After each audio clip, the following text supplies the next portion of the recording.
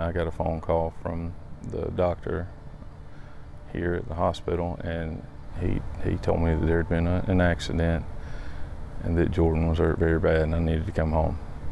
Tires of vehicle 1 struck driver of vehicle number 2. After impact, vehicle 1 left the roadway. The driver of vehicle 1 was ejected from the vehicle at the impact with the tree.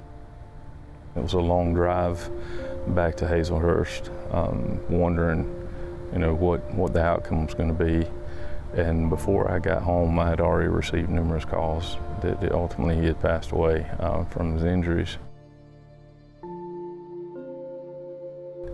I told Jordan numerous times to put his seatbelt on. That was always the thing as he was leaving the house. I'd ask him, "Hey, you forgetting something?"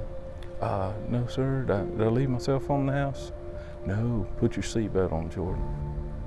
This could have been avoided altogether had he worn his seatbelt. Everyone that gets a Georgia driver's license has to know that the law is you wear your seatbelt. But we come upon a lot that's not wearing the seatbelts.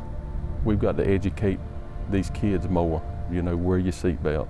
Slow down. Drive safe. If it don't look safe, normally it's not. You have so many plans for an 18-year-old. He had unlimited potential, and I wanted to see him grow up to be an adult.